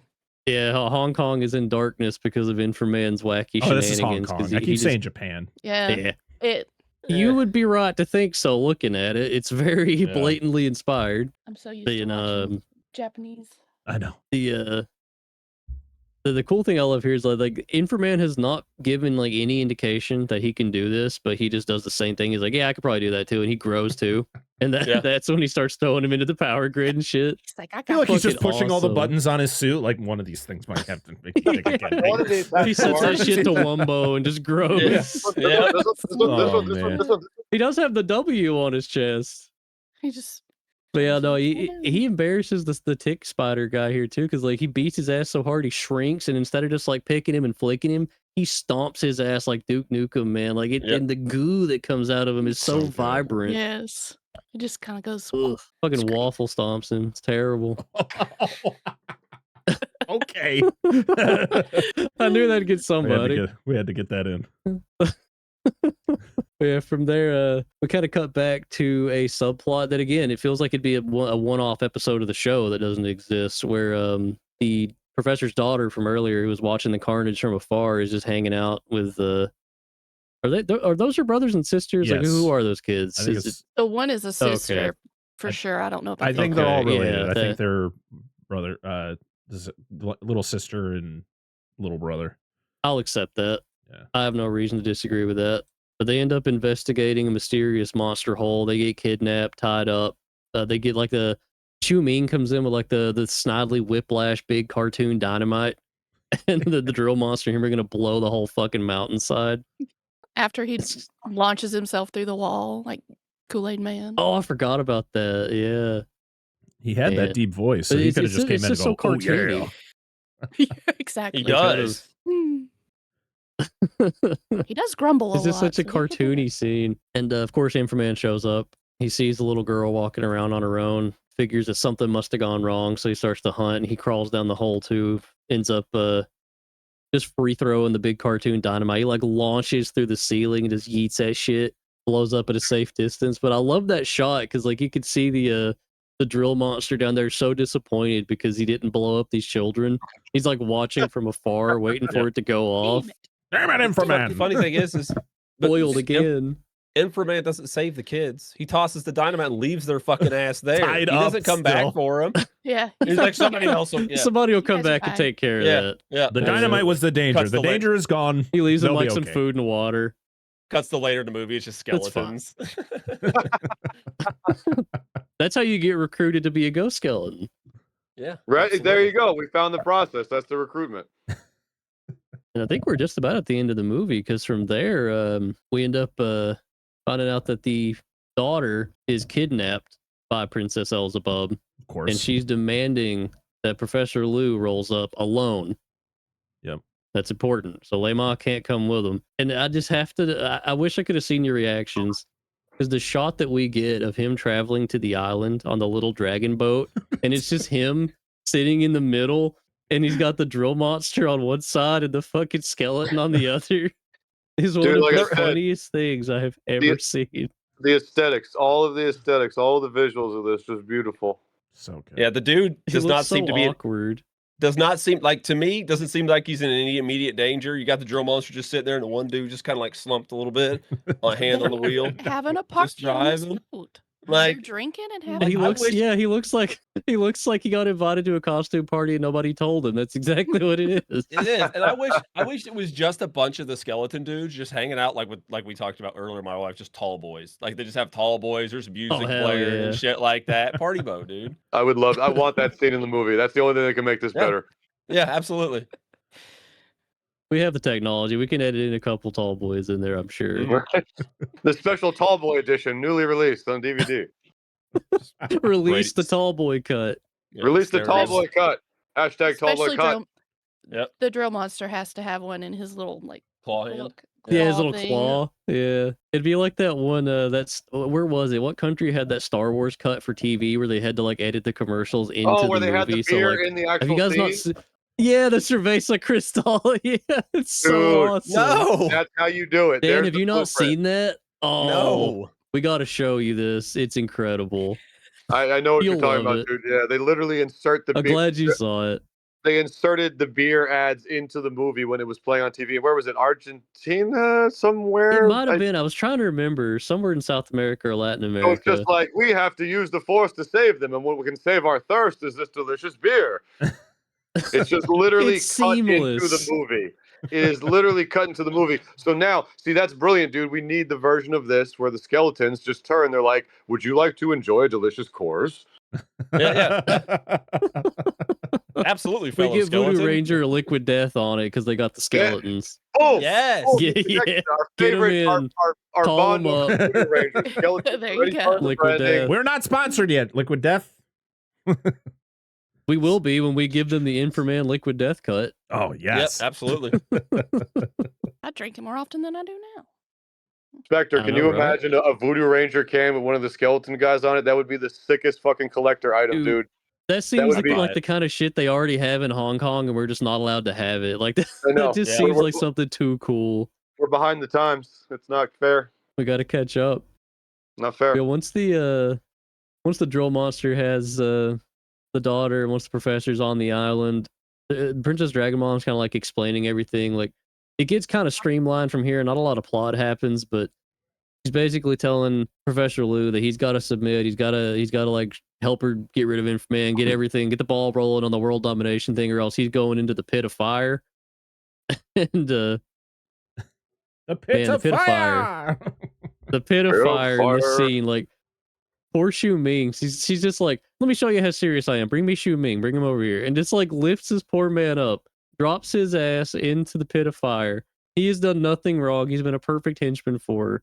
But the dummy shot of him just like plummeting into the lava is so fucking funny. The dummy shots, for anytime they use a dummy shot, fantastic. When INFRA-MAN picks up the tick monster and throws it into the power grid, so good, because you could just see the thing just flopping around. So good. Amazing. I'm just glad it was an empty suit, because it reminds me of that one scene in Godzilla versus Kong, or Kong versus Godzilla, the original, where they do the judo throw on Godzilla, and they had to have, Nakajima in the suit. They didn't throw an empty suit. They just fucking hucked my man while he's wearing all this rubber. So sad. Spider-Man didn't get that. Yeah. Yep. Oh, of course. Yeah. He's got the rubber baby buggy bumpers all over. Rubber baby buggy bumpers. Yes. Second try, I'll take it. Yeah. But yeah, now the scene is set for the ending here. So they all sail off in a eventually. Boat. Everyone in a boat. Just about. Yeah, it's just a lot of fighting. No tall boys though yet. It's a lot. Yeah, it's just a lot of fighting. Like any monster that's still alive rolls up and just gets brutally annihilated here. Like we finally get a little bit more of the fire demon. he does like an invisibility cloak kind of thing, and this is one of my favorite kicks in the movie. When After he stops dancing. yeah, when he stops dancing and turns invisible, he's like, I'm safe. And like you get like a POV of Inframan using his like super scope to scope him out. He sees him, and there's like a brief moment where you can kind of imagine that the fire demon knows that it's over. Because there's like a split second between him getting spotted and Inframan jumping up, doing his backflip, and just missile kicking right into him. And it's just so sad because he thinks he's safe. He really does. But I think the one who gets it the worst, probably Witch Eye, the lady with the hands.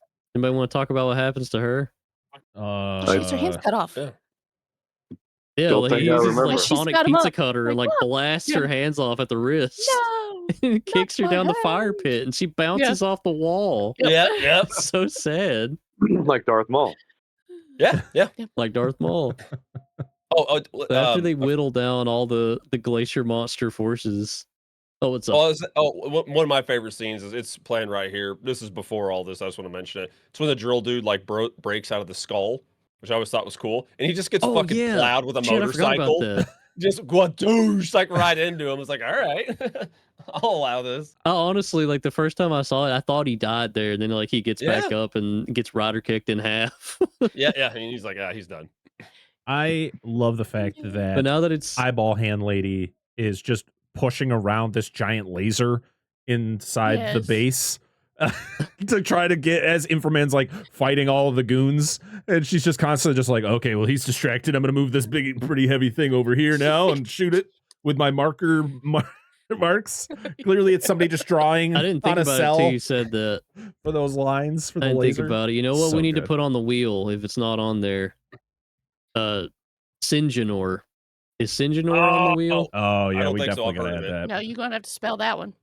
David Gale gets on a laser like that. Yeah, I'll put it in chat when we get to the wheel, because there's a scene where it's exactly like Parker mentioned, like pushing the big heavy laser that it's just so unyieldy. But like it's David Gale, so it's already better. But he's like using it, he's like testing it out on a bunch of guys that work for him, just like blam, blam, blam, just evaporating them for no fucking reason. It's awesome. Oh, amazing. But once everything's done with all the monsters that are remaining, we get the final 1v1 between Elzebub and Inframan, and it's got one of the funniest things I've ever seen in my life. He uses his Sonic Pizza Cutter again, pops her head off, and then the credits roll. No, the head grows back. So he hits it with the pizza cutter again. I do love the pizza cutter. Hits him with the pizza cutter again. Head comes he off not learn? 5 fucking times. Like 3 or 4 times in, He he's learns just like, nothing. he just like tilts his head, like, well, then stop. Okay. Aim somewhere else. You get 3 chances, and after that, do something else. For real. And that's where we see the reverse Thunderball fist, because he punches it, but then he shoots it with the laser, and see like really dramatically like particle effects away. She turns into like a rainbow and just like dust gone. So he really didn't take much to kill her. It's just he had to use something else. He didn't have to keep doing the pizza cutter. Like he could have done anything else. Probably would have taken her out one shot. This dude clearly did not play Dead Space, dude. You do not cut the head off. You got to get all the other limbs. Then they die. Shoot the limbs. Yep. Just like the guy from the Holy Grail. But then it's like Jason said, they just they hop on a boat and just peace out. They all get on a boat. That's it. It ends kind of like Horizon. You always got. I feel like the last thing. Anyone a lot of Hong Kong movies end like that. Blue Horizon and shit. You know, we always end up in the ocean one or the other. Yeah. True. Yep. Well, they leave all their dead buddies Inframan. though. There's like a bunch of dead Science Patrol dudes when he's leaving, and they just fucking leave him. Like, I'm like, how many more were there? This boat is full. yeah, right. There's no more space. That's true. True. How'd you drag get the here? bodies behind ropes. We're taking on water, behind the man. boat. We're too heavy. Yeah, that's the plot. I tried to break it down as best I could. Kind of feel like we rushed through it, but there's a lot that happens in this. Yeah. No, there's a shit ton that fucking goes on in this movie. It is very stuffed. I went from having movies where nothing happens to where everything happens. Where it all happens. Come a long way from Colossal. Yeah. Yeah. So I've heard. I still haven't listened to it. I need to get it over with. Pull the Band-Aid off. Yeah. Rip it. He's tortured It's forever. almost funnier if I don't listen to it. Probably. Well, I'm gonna hand it over to Parker because this is where I usually forget what to do next. So, buddy, if you'd like to. If you'd like to guide us through our final thoughts and the poster and so on. Oh, I mean, I guess, what did we all think of the movie? I mean, Mikey and Jason, you guys have seen this movie before. So, I mean, no, this is actually my introduction. Oh, this is your introduction. Okay. This was actually my introduction. Yeah, I meant to bring that up. I had you on because, like, I told everybody else, I'm like, oh yeah, no, Jason likes this one, and then I remembered that wasn't you at all. I have no fucking idea who I was talking to that loves this movie.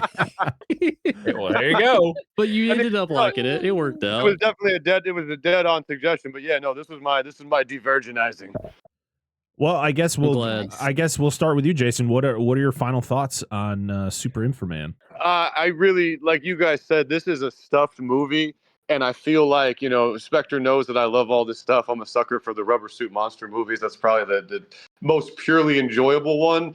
And yeah, I very quickly assessed how stuffed this was, and like we kicked off by saying we get into it in 2 seconds with the school bus. It kicks off and it just does not relent. And it is just packed with creatures and the friggin' dial-up light boards and transformations and tentacle fights. And like Spectre said, this seems like a really rewatchable one, so I'd like to do it again. I could totally see it being in a background movie. Like you guys saw, that's my toy room in there. Like we all have kick-ass rooms. I could totally see this being a staple in there. Yeah, it just seems like a friggin' buffet, like a platter of everything you could possibly want. All the monsters, all the islands, all the locations. I was very impressed and happy with it, dude. It just seemed almost like a greatest hits of everything about this genre. Hell yeah. Hell yeah. Angela? Go ahead. So when we first started watching this, I thought it was just going to be a meh movie. Because I got about, 15 minutes? This shit sucks. 15 minutes in, and I was like, oh my gosh, what the heck is happening here? But as it went on, I loved it even more. Like, yeah, it's not a great movie, but it's definitely entertaining. Love the monster designs. I thought they were very, I wouldn't say unique, but it put They a sure lot of were things. something. They were a lot of things put together. They were something. I love all the explosions and that you can see the packs on the goons. You know where it's gonna explode. Yeah, you like punches a guy or like throws him and his back explodes for no reason. But you can see the explodey packs. You can see the squibs. Yeah. But yeah, I would definitely watch it again. Dan? Very nice. Yes. He's just gonna say boom. No, Boom. I There was wasn't. a lot I of wasn't. Boom! No. When we watched the Cinemassacre at the end, he's just saying boom over and over and over again. Boom, I'm like, boom, that's boom. it. Sorry to get a drink real quick. Jason summed it up. Like, this movie's fucking great. Like, I've never seen this. Like I said, it's always one I wanted to see. It was always on the list, but one I never got to. It's constant, balls to the wall, always something going on. I love the monster designs. I love the goon designs. The fights are fun. Obviously, even for a film like this, I think the effects are a little above average for even other like Japanese productions I'd seen at the time, which is great. Which is not the essential, but it's just a nice thing to have. Like I said, I like the different monsters. I mean, I know some stood out, but again, hollering for the twins, they were my favorite. They're so fucking cool, even though they were just slinkies. The dude got his head stuck at the end. Yeah, dude, the one of the slinky dudes like gets his head tossed over and he gets fucking stuck, and you could kind of see him like hanging there. Oh He's, yeah, like, I bouncing up remember and the down. slinky I forgot guy. to mention Fuck yeah. that. Yeah, fucking love those dudes. Great. It was like, of course, the dub shit, but it just adds to the fun. Like, it's just a fun movie. It's great. I'm gonna hunt this down to buy it. I don't want to get that whole box. Like, no offense, The DVD is not expensive. It's like $15. fucking The movie. DVD, I think I saw it. Yeah, it's not too much. Yep, I'm gonna hunt, because even the transfer you gave us looked great. And that was a DVD rip, right? Yeah, that was a rip of the DVD. Yeah. Oh yeah, that was that's the old copy I used to have. perfect enough for me. Like, if I were to add this to my collection, it looks good. Oh, I love that it's on YouTube. Like I said, I'm probably going to try to make this a staple in the toy room, just playing even in the background. It's fucking perfect vibes. Yeah, absolutely. Yeah, you got to show Matthew. I think he'd love it. Oh, dude, 1000%. Like I said, we hang out in here so much. I'm like, throw this up. You don't need to concentrate too much. Like you guys said, there's always something happening. It's fantastic if you love this type of stuff. I was kind of blown away, honestly, because like you said, it just doesn't let up. There's just always shit happening. Constantly. Yeah. I mean, I've voiced my opinion throughout the review, but I felt like a kid again watching it, because growing up with Power Rangers, it just felt like more of that, and it felt like me being 6, 7, 8 years old, just sitting in front of the TV watching Power Rangers all the time, watching the Power Rangers movie, and just being like, yeah, I love that. I love seeing what, influenced those things. And the monster designs are hilarious. The English dub is hilarious. It just adds to the entertainment value of this movie. Balls to the wall, not a lot of plot, just the fact of destroy monsters, destroy evil lady, and that's about it. And you know what? That's all we need. Like, I don't need anything. I don't need anything deeper than that. And yeah, I had a great time. It's definitely something. This is definitely a movie I want to rewatch. It's kind of I'm a just perfect glad everybody blueprint liked for, it so much. for this type of thing. It's like just follow this blueprint, everyone. Just do this. Yeah, exactly. It's crazy too, because this is the first Hong Kong production that was really like this. Like, they took direct inspiration and even borrowed talent from the Japanese equivalent, and it worked out first try. And I can't really think of any others that kind of fit that mold, which is kind of crazy because you think they would have just dumped money into it. It might not have made a lot in its initial run. I'm not really sure, but it's a cult classic now for sure. Yeah, I could see that. All right. Well, now it's I don't really time. have many final thoughts. I love it. Now it's time to go over to our new section of the show. We have an award that we have to give out. It is the Burt I. Gordon Award.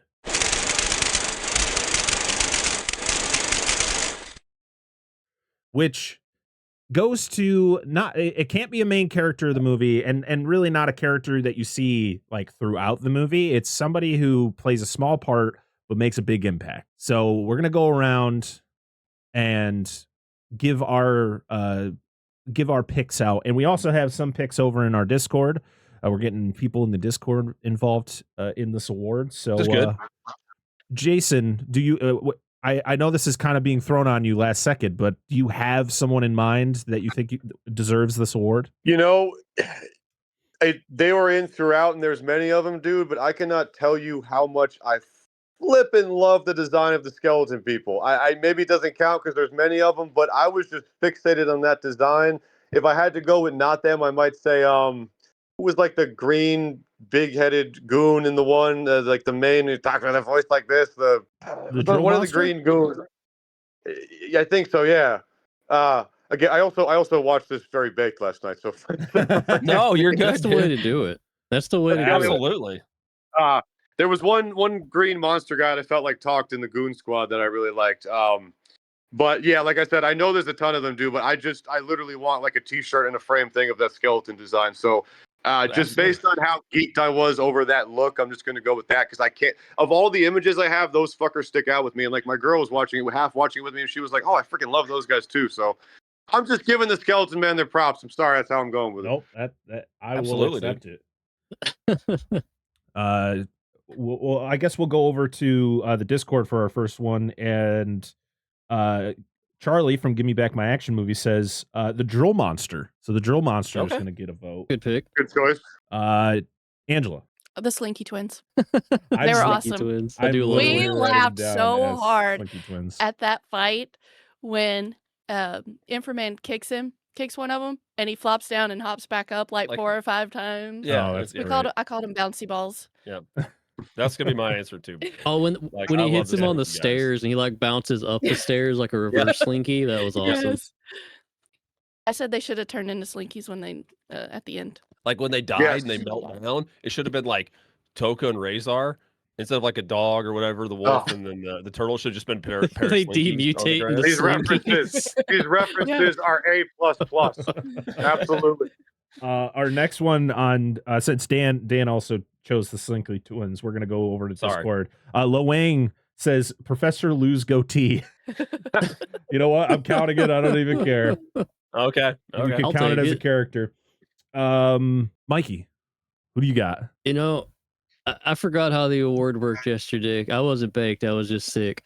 So I spoiled that I was gonna go with the Drill Monster, but rewatching it again, I know he's in it quite a bit, but I think he's just tertiary enough to count. I want to give it to Bruce Leigh's character. Yeah. He didn't have to go above and beyond. He could have been a generic background goon for the Science Patrol guys. But every time something went wrong, he'd be like jumping into action, beating skeleton ass. I loved him. So I'm going to agree with Mikey. I'm going with Bruce Leigh. He kicked a lot of ass. I mean, he was in a decent amount of the movie, but I feel like he wasn't. He was in more than I thought. But you know what? We're still gonna give it to him. So yeah, I'm going with Bruce Lee. And the last one is from Spicy Dan, who says Professor Lou.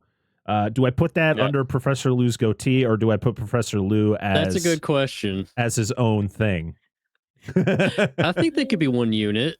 Okay. All right. So we have a 3-way tie then. Yeah. Between the Slinky Twins, Professor Lou and his goatee, and Bruce Lee. So we got a 3-way tie. I don't know how we were supposed to break the tie. I got nothing else here. So you just got to break the award. Somebody gets the B, the I, and the G. They will all share the honor together. Yes. You got to hold the trophy all at the same time. It. You got to you got to pick your days on when you get to have the award. But yeah, this has been a lot of. This is definitely an award that I'm happy that I decided to start, because I think it's really cool. I like it. You know, give some of these side characters a little bit more appreciation than most people would, because you watch this most of the time. You're talking about INFRA-MAN. You're talking about Queen Dragon Mommy and those type of characters. But like some of these side characters just don't get the love that they deserve. And I'm glad that it's hard to stand out in a movie like INFRA-MAN, so they deserve some recognition. And who better to have the award named after than the patron saint of the Monster Zone, Burt I. Gordon. So the OG himself, the OG. Next is poster. So pretty much, this is a segment of the show that we kind of stole from our friends over at B Action, where we look at the poster of the movie and we kind of determine whether the poster matches the movie. So, Jason, looking at the original poster, I would say the one that has the Superman logo in it, because I feel like the poster that pops up, most of the time when you look up this movie. Do you feel, looking at this poster, does it match what we got for that hour and 27 minutes? I have that poster somewhere in here. I was gonna say I have not seen the poster. Sad to say. Someone have a visual of it? I've never seen it. But it's a little out of camera. I can't get at it. Say I can. I know you have it up there somewhere, dude. it's over above that shelf, but it's just out of frame. Okay, here we go. You'll just have to click on the watch stream, and it should pop up, Jason. Which one? Oh, can you not see it on the screen? I cannot. No, I just see you guys. Oh no. Oh. Okay. Oh, that's okay. It's imagine, I'll describe it as beautifully as I can. We got INFRA-MAN doing his flying toward the camera. The Superman logo, definitely legally used, is above it. It's got like a pie cut of different action sequences from the movie. You got the plant monster, a bunch of the skeletons. That already the whole movie. So that already sounds like it represents the orgy of feast of this is. So, and also if you got the Superman logo on there, I think that's indicative of the spirit of this. Just take that shit and slap it on there. Fuck yeah. Absolutely. All right. So we got one. I mean, I guess a collective, like, do we all feel like this is a very, I mean, it's literally shots of the movie in the poster. Yeah, I was going to say. So it's like, how do you say no to this? Like, it's literally shots of the movie. So you can't say no.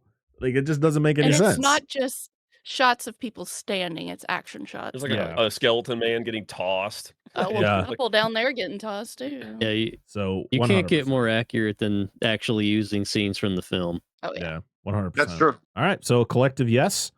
That sounds good to me. Oh, yeah. I was gonna be rude and insert my own poster to see if that one was accurate, but it's okay. I don't have to do that. Oh no, go ahead. Oh, don't worry. I already had it saved. I sent it in the private chat. Oh boy, Jason's seen it. It's that super sick one. I can text it to you. Oh yes. Well. Yes. We have to make sure to share that on the Instagram when this episode comes out. So yeah, that's awesome. Awesome. One time I actually had art ready. Yep. All right. Well, we did the poster. We did the Bird Eye Gordon Award. Now it's finally time to spin the wheel to see what we're going to be covering next month for the Monster Zone.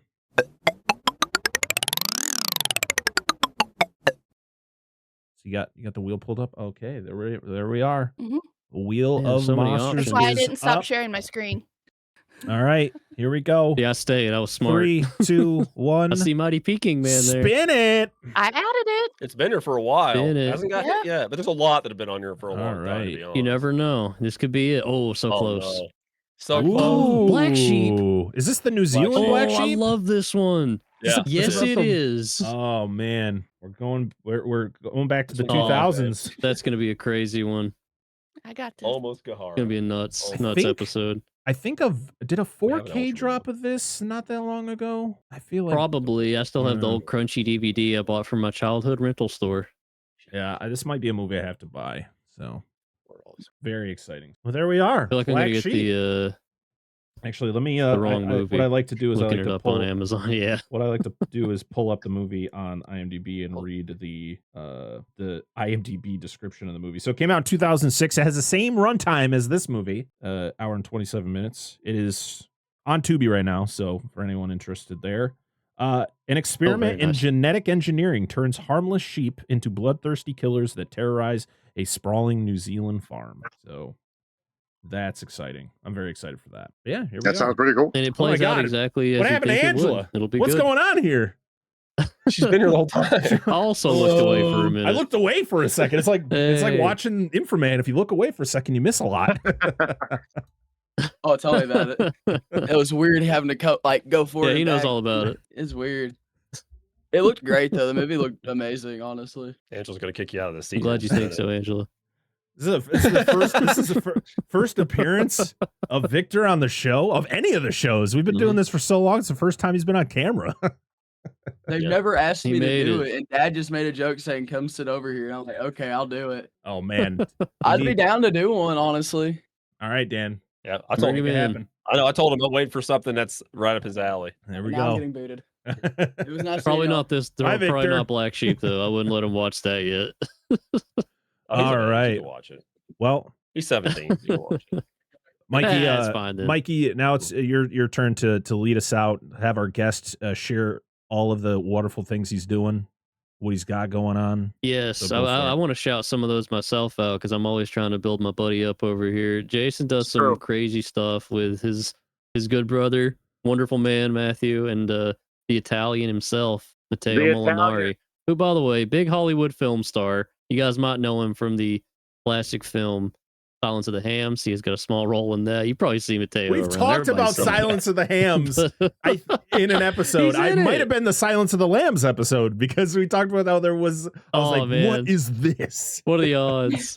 Oh yeah, Silence of the Fantastic. Hams. Well, next man. time you watch it, keep an eye. Oh man. Keep an eye out for our buddy Mateo. But no, they've got a YouTube Alongside Mel channel, Brooks. MaJaMa Jams. Oh, classic. Oh man. And why don't you tell us a little bit about Jams, Jason? Let people know. Yeah, so me and my brother from another mother, the aforementioned Italian, Matteo Molinari, us as a trio do a show called MaJaMa Jams. MaJaMa is our little group, our collective. We're the ones who also are the fellas I made Bad CGI Sharks with. And every week, every Thursday, we drop a show, which honestly is very much like this, just incredibly nerdy, deep diving into different stuff, everything from, mainstream big budget studio movies to completely weird stuff to stuff that Spectre puts us onto. Like we said, we actually did do Bread and Circus. But Matteo is just like king movie geek. He's Without just his whole life subtitles. to it.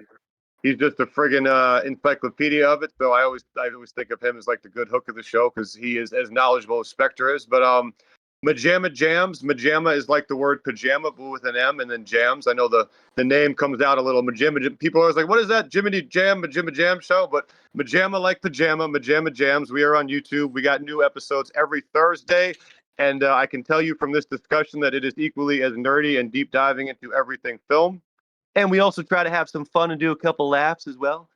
So that's me and the fellas. We got that up every time. And as mentioned, we have our movie Bad CGI Sharks, which I believe is still out there streaming on some places. On Cineverse. And that's out there in the universe. You can find it if you're a movie geek. So yeah, those are the two main things I'd like to push. Especially this type of audience. I feel like anyone listening to this stuff would be come on over to MaJaMa Jams. Our views are shit, and we'd love to have more movie nerds. So It's not fair. It's not fair, man. You guys put too much work in. Yeah, the and fucking, yes, the horror of YouTube. Italian unfortunately. does bust his ass. So if anyone is a does. nerd wants to come on over to your universe, we'd love to have you. Oh yeah. Well, I did want to mention as well. He's out of shot here too, but I do still have my Enzo head somewhere around here. Their channel Hey! does also have an archive of the unfortunately late Italian internet sensation Enzo Sorrentino's films translated into English, and they are some of the funniest fucking things you're ever gonna see. and I need the He can vouch letterbox for that. ratings to skyrocket. They're insane. There's like 3 views on all of his movies. We need to get Enzo more views. He is just the ultimate batshit crazy. Why are you doing this? Was your brain broken? What is this? But also some things make it seem like maybe you're self-aware and you're a genius. But also it seems like you might be the most incompetent excuse for a filmmaker ever. What is this? Spectre knows. He can He's pitch it to magic. everybody. He's magic. Yeah, you got to check it out. It's all on the Jams channel. And can you hit us with the Instagram and all the socials in case people want to give you a follow? The Instagram is also MaJaMa. Oh, right at the end. Oh, we lost right at the end. We got fucking. He almost made it. We got so close. So close. You with us, Jason? We got you. Well, he almost got it all out. We almost got it. Almost. Well, do you want to sell it there, he's Mikey? right though. It is. Yeah, Instagram. You can check out the MaJaMa Jams Instagram. I believe BAD CGI SHARKS on Twitter. I don't think they use that as often anymore. I assume that's all he wants to show. They do all have their own personal accounts too, if you'd like to follow them. I do want to say Matthew, his brother, part of MaJaMa, he does his own skits, his own comedy stuff. Hilarious guy. Definitely do follow his channel. I believe he might go on YouTube under I Heart Playing With Myself and on Instagram as Matthew Ellsworth. So you should show up. Yeah. So if we don't hear back from Jason, it was good having you, buddy. Thank you, Jason, for being here. If you can hear us, we appreciate it, brother. And if you can't, Mikey will tell you how much we appreciate you being here. I'll let you know. Hey, it's a perfect screenshot down there. Lastly, as for us, you can find us on all the social medias at Dissect That Film or Dissect That Film Pod. If you want to get uncut versions of the episodes, make sure to go over to Patreon, patreon.com/Dissect That Film. And for a single $1, you get uncut versions of episodes. You get access to polls. You get once a month watch alongs, which is really fun. And yeah, just a lot of cool stuff over on Patreon. And if you can't do that, make sure to go over to your favorite podcast app, leave us 5 stars, rate us, all the things that you can do. And wait, let's drag him in for his final thing here. See if we can get him back. Oh, we got him back. He's here. You're okay, buddy. The phone was on a low percentage, so I plugged it in. So I was like, okay, it won't die because it was charging, and then all of a sudden it just crapped out. I'm so sorry about that, guy. That's okay. No, you're good. I finished it up for you. Perfect. At least it was at the tail end, but I was looking at it the whole time. And I was like, it's rapidly decreasing, so let me plug it in. So I thought it was good, and then boom, right there. So sorry about that. My apologies. No worries. We just want to thank you for being here because this was a lot of fun, and hopefully we'll get you back on soon to talk more crazy monster movies. Oh, this was a blast, and yeah, this movie is, like I said, it's funny that Spectre thought I saw it because no, that wasn't me, but this is absolutely 1,000% up my alley. Yes, 1,000%. I found out who it was. Yeah, right. Who was that guy? Another white guy with a beard. I'm thinking it might have been Mr. Lobo. I know he loves it. All right, that's all I got. But so Mikey, lead us out. That's all I got. Yeah, and that's been the Monster Zone. I really appreciate you guys giving this a listen. Thank you for hopefully checking out Jason and MaJaMa's stuff. They're wonderful guys. It's great to have him on. And until next time, I've been Mikey. We got some outros coming. If you guys want to jump in. Who are you guys? Oh, I'm me, Angela. I'm me. I am me.